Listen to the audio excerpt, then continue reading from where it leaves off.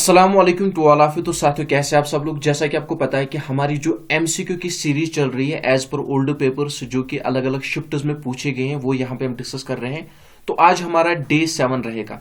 तो डे 7 में हम किस टाइप के क्वेश्चन डिस्कस करेंगे? डे 7 में हम वो क्वेश्चन करेंगे जो कि 13 दिसंबर 2021 में पूछे गए हैं एसएससी जीडी के एग्जाम में। किस शिफ्ट में? सेकंड शिफ्ट और थर्ड शिफ्ट में। तो वीडियो बहुत ही ज्यादा इंपॉर्टेंट है, वीडियो बहुत ही ज्यादा इंटरेस्टिंग रहेगा। वीडियो को स्किप मत करना, वीडियो को एंड टू एंड जरूर देखना। और आज के वीडियो में आपका स्कोर कहां तक जा पहुंचेगा वो स्कोर नोट करना ना भूले। वीडियो के एंड में कमेंट बॉक्स में अपना स्कोर मेंशन करना ना भूले। क्वेश्चन पे, in which of the following Indus valley civilisation site was the great bath discovered? तो ग्रेट बाथ और ग्रेट ग्रैनरी के बारे में आपने सुना होगा। तो अगर मैं इस ग्रेट बाथ की बात करूं तो during the time period of Indus valley civilisation, ये ग्रेट बाथ क्या था? एक टाइप का स्विमिंग पूल था जहां पे लोग जो है नहाने जाते थे। तो आपने इंडियन हिस्ट्री में ये पढ़ा होगा। तो आपको बताना है कि किस साइट में, इंडस वैली की किस साइट में जो है ग्रेट बाथ देखने को मिला। लोथल, मोहनजोदारो, बानीवाली या नन ऑफ दीज? तो यहां पे अगर मैं मोहनजोदारो की बात करूं दैट इज बी पार्ट हमारा राइट आंसर होगा। इसके बाद आ जाते हैं नेक्स्ट क्वेश्चन पे, दैट्स क्वेश्चन नंबर 3 पे हम आ जाते हैं। Which of the following awards is given by World Economic Forum to artists who have used their art to improve the state of the world? तो यहां पे आपको बताना है कि जो अवार्ड दिया जाता है वर्ल्ड इकोनॉमिक फोरम की तरफ से किनको, आर्टिस्ट्स को दिया जाता है जो कि अपना आर्ट दिखाते हैं स्टेट ऑफ द वर्ल्ड को इंप्रूव करने में। तो वो कौन सा अवार्ड दिया जाता है? Oscar award, Grammy award, both A and B या क्रिस्टल अवार्ड? तो यहां पे अगर मैं बात करूं डी पार्ट की तो वो जो है क्रिस्टल अवार्ड दिया जाता है। किसकी तरफ से दिया जाता है? वर्ल्ड इकोनॉमिक्स फोरम की तरफ से दिया जाता है। किनको दिया जाता है? आर्टिस्ट को दिया जाता है। ये आपको अच्छी तरह से याद रख लेना है। इसके बाद आ जाते हैं नेक्स्ट क्वेश्चन पे, which of the following object is visible only due to reflected light? तो आपको बताना है कि इनमें से वो कौन सा ऑब्जेक्ट है जो कि केवल और केवल रिफ्लेक्ट किसकी वजह से होगा? ड्यू टू रिफ्लेक्टेड लाइट की वजह से विजिबल होगा। Moon, stars, a burning candle या नन ऑफ दीज? तो यहां पे हमारा राइट आंसर क्या होगा? ए पार्ट दैट इज मून हमारा राइट आंसर होगा। इसके बाद देखिए नेक्स्ट क्वेश्चन पे हम आ जाते हैं, question number 5। In which of the following year the Mughal empire Shah Alam II appointed the English East India Company as a diwan of the province of Bengal? तो इसका डेट आपको बताना है, ठीक है ना। तो देखिए अगर मैं यहां पे क्वेश्चन की बात करूं, क्वेश्चन आपको अच्छी तरह से समझ लेना है। सबसे पहले आपको ये नोट डाउन कर लेना है, जो मुगल एम्पायर शाह आलम II थे, ठीक है ना, ये जो है अपॉइंट किए गए इंग्लिश ईस्ट इंडिया कंपनी के as a diwan of province of Bengal, ठीक है ना। तो इस तरह की उपाधि इसको मिली। कब मिली? 1865, 1665, 1735 या 1765? तो यहां पे डी पार्ट दैट इज 1765 हमारा राइट आंसर होगा। इसके बाद आ जाते हैं नेक्स्ट क्वेश्चन पे, that's question number 6। Which of the following states was the first to try out modern methods of farming during the Green Revolution? तो चलिए बताइए इनमें से वो कौन सी स्टेट है जिसके द्वारा सबसे पहले जो है मॉडर्न मेथड्स ऑफ फार्मिंग, यानी कि जो फार्मिंग में मॉडर्न मेथड्स यूज किए गए, आपको बताना है कि सबसे पहले इन मेथड्स को किसके द्वारा ट्राई किया गया during the time period of green revolution? किस स्टेट के द्वारा सबसे पहले जो फार्मिंग में मॉडर्न मेथड्स यूज किए गए, किस स्टेट के द्वारा सबसे पहले उनको ट्राई किया गया? पंजाब, तमिलनाडु, राजस्थान या नन ऑफ दीज? तो यहां पे हमारा राइट आंसर क्या होगा? B part that is Punjab हमारा राइट आंसर होगा। इसके बाद आ जाते हैं नेक्स्ट क्वेश्चन पे, that's question number 7। Rani Durgavati who ruled on behalf of the 5-year-old son belong to which tribe? तो आपको बताना है कि ये जो रानी दुर्गावती है ये किस ट्राइब से बिलोंग करती थी? Korku tribe, Gondas tribe, both A and B या नन ऑफ दीज? तो यहां पे हमारा राइट आंसर क्या होगा? गोंडास भी आप कह सकते हो और गोंदास भी आप कह सकते हो, ठीक है ना, प्रोनाउंसिएशन पे डिपेंड करता है। तो बी पार्ट हमारा राइट आंसर होगा। इसके बाद देखिए यहां पे next question, shifting cultivation is also known as? तो अगर आप में से कोई ईवीएस का स्टूडेंट होगा, एनवायरमेंटल साइंस, अगर आप में से किसी ने पढ़ा होगा तो आपने शिफ्टिंग कल्टीवेशन के बारे में लाजमी पढ़ा होगा। तो आपको बताना है कि शिफ्टिंग कल्टीवेशन को किस नाम से जाना जाता है। शिफ्टिंग कल्टीवेशन, जूम कल्टीवेशन आपने ये पढ़ा होगा, ठीक है ना। तो शिफ्टिंग कल्टीवेशन को और किस नाम से जाना जाता है ये आपको बताना है। तो अगर मैं शिफ्टिंग कल्टीवेशन की बात करूं, इससे जो है rumble and tremble, slash and burn, shift and burn या नन ऑफ दीज। तो इस क्वेश्चन की अगर मैं बात करूं, ये मैं आपके लिए रख रहा हूं, क्वेश्चन का आंसर आपको जरूरी कमेंट बॉक्स में कर लेना है, ठीक है ना।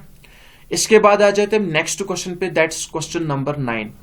तो 9वें प्रश्न की अगर मैं बात करूं, Arjuna Thapa one of the world's largest carved statue is located इन।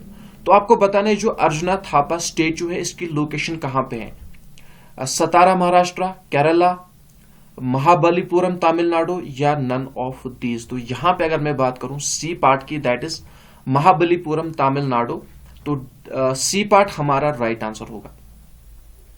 इसके बाद देखिए नेक्स्ट क्वेश्चन की अगर मैं बात करूं, क्वेश्चन नंबर 10 की यहां पे अगर मैं बात करूं, how many sports person who won the Rajiv Gandhi Khel Ratna award in 2020। तो देखिए क्वेश्चन क्या कह रहा है, आपको बताना है कि कितने स्पोर्ट्स पर्सन ऐसे हैं जिनको 2020 में राजीव गांधी खेल रत्न अवार्ड मिला, 5, 10, 15 या नन ऑफ दीज। तो यहां पे अगर मैं बात करूं ए पार्ट की, दैट इज 5 हमारा राइट आंसर होगा। इसके बाद आ जाते हैं नेक्स्ट क्वेश्चन पे, दैट्स क्वेश्चन नंबर 11। देखिए क्वेश्चन क्या कह रहा है, इन नवंबर 2020 Nitish Kumar became the chief minister of Bihar for the consecutive dash time. तो अगर मैं बात करूं नीतीश कुमार की, तो ये जो है नवंबर 2020 में अपॉइंट किए गए हैं as a chief minister of Bihar, लेकिन कंजिक्यूटिव नंबर में, यानी कि इकट्ठे, ठीक है ना, बार बार इसको जो है उपाधि दी गई, यानी कि ये जो है एज ए सीएम अपॉइंट किए गए। तो 2020 में जब ये दोबारा से सीएम बने, तो आपको बताना है कि उस समय वो कौन सा टाइम था इसका बनने का, 4th, 5th, 2nd या नन ऑफ दीज। तो यहां पे अगर मैं बात करूं चौथी बार ये बने थे, तो यहां पे 4 हमारा राइट आंसर होगा।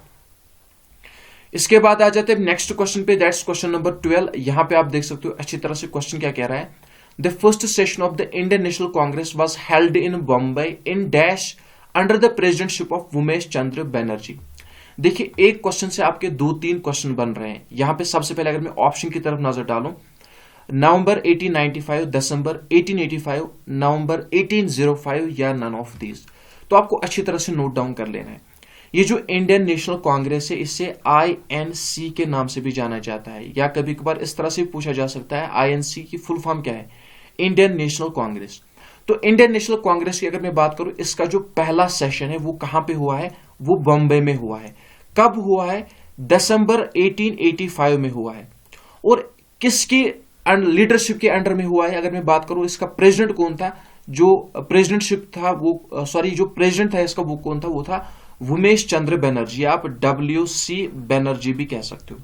देखिए इंपॉर्टेंट क्वेश्चन है, क्वेश्चन को अच्छी तरह से नोट डाउन कर लेना है। INC that is Indian National Congress, इसका जो पहला सेशन हुआ है वो कहां पे हुआ है, बॉम्बे में हुआ है।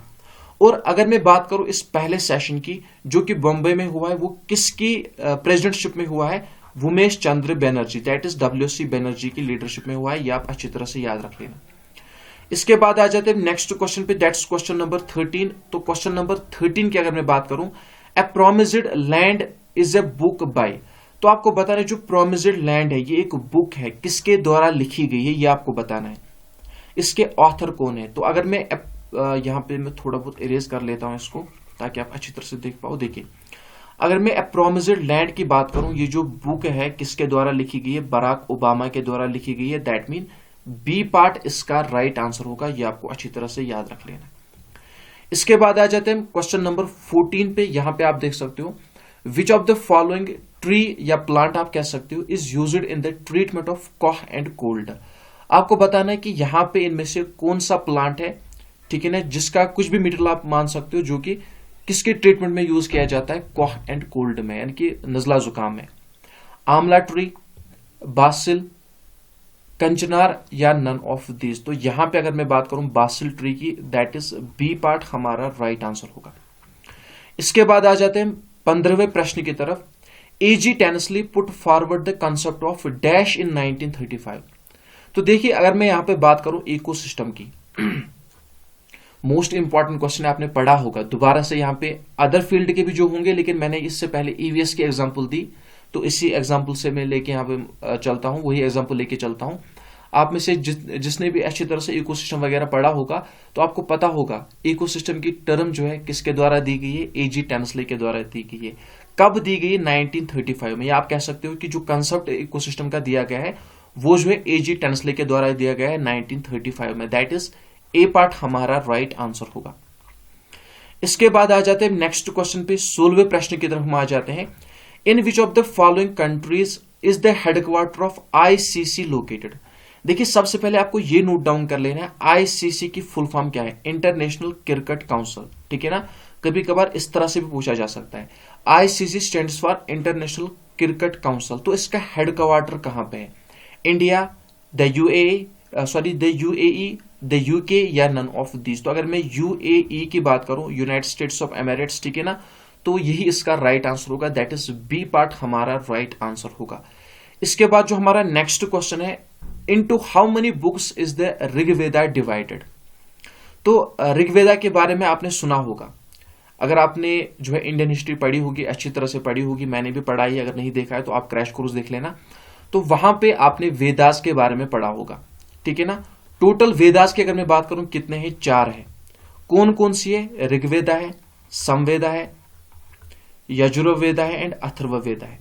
और इन वेदास में अगर मैं बात करूं सबसे पुरानी वेदा कौन सी है, वही आपसे पूछा गया है ना। सबसे पुरानी वेदा नहीं, यहां पे नहीं पूछा गया है, मैं एक्स्ट्रा आपको बता रहा हूं। सबसे पुरानी वेदा कौन सी है? ऋग्वेदा है, ठीक है ना। ऋग्वेदा जो है सबसे पुरानी वेदा है। और इसमें हाइमस की अगर मैं बात करूं 1028 हाइमस इसमें देखने को मिलते हैं। ये भी आप अच्छी तरह से याद रख लेना। और अगर मैं यहां पे बात करूं इसी ऋग्वेदा की, आपको बताना है कि इसको फर्दर कितने पार्ट्स में डिवाइड किया गया है, कितने बुक्स में डिवाइड किया गया है। इसी ऋग्वेदा को फर्दर 10 बुक्स में डिवाइड किया गया है। दैट मीन डी पार्ट हमारा राइट आंसर होगा। ये आपको अच्छी तरह से याद रख लेना है। तो ये थी आज की हमारी वीडियो। उम्मीद करता हूं कि आपको वीडियो पसंद आई होगी। वीडियो अगर पसंद आए वीडियो को लाइक शेयर जरूर कर देना। चैनल पे जितने भी लोग नए हैं, अभी तक अगर चैनल को सब्सक्राइब नहीं किया है, जल्दी से चैनल को सब्सक्राइब कर देना। साथ साथ बेल आइकन पे प्रेस करना। उससे क्या होगा, जब भी मैं वीडियो अपलोड करूंगा आपको मेरी वीडियो की नोटिफिकेशन मिलेगी और आप मेरा एक भी वीडियो मिस नहीं कर पाओगे। और इसके अलावा भी बहुत कुछ मैंने पढ़ा के रखा है। जो लोग पहली बार विजिट कर रहे हैं, अभी तक पता नहीं है, तो प्लेलिस्ट एक बार जरूर चेक कर लेना। वहां पे आपको ढेर सारे वीडियोस मिल जाएंगे। इसके अलावा भी जो अग्निवीर के लिए क्लास चल रही है वो भी आप देख लेना, आपके लिए इंपॉर्टेंट है।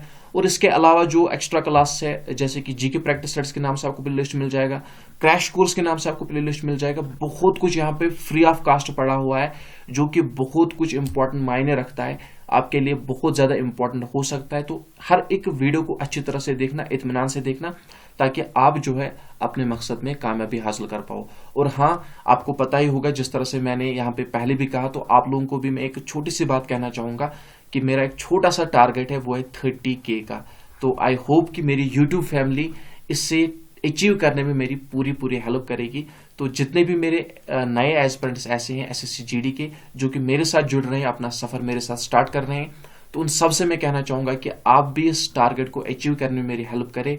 यहाँ पे जो है मैं चाहता हूं कि जितनी जल्दी हो सके मेरी 30K की फैमिली यूट्यूब पे बन जाए। तो प्लीज एंड प्लीज इस टारगेट को अचीव करने में आप सब लोग भी मेरी हेल्प करें। तो जितने भी लोग नए हैं तो चैनल को सब्सक्राइब करें, साथ साथ चैनल को शेयर करें। मिलते हैं नेक्स्ट वीडियो में, तब तक के लिए अपना ख्याल रखना, दुआ में याद रखना। और हाँ, आपके स्क्रीन पर जो वीडियो शो हो रहा है मोस्ट इंपॉर्टेंट वीडियो है, इसे देखना ना भूले। डे 6 है, इससे पहले जो शिफ्ट है इसी का 13 दिसंबर है शायद। कौन सा था ये मैं भूल ही गया,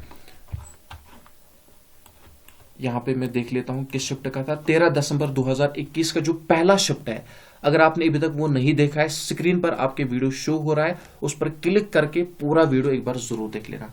इंपॉर्टेंट वीडियो है, वीडियो को मिस मत करना। अल्लाह हाफिज, अस्सलामु अलैकुम वरहमतुल्लाहि वबरकातुहू।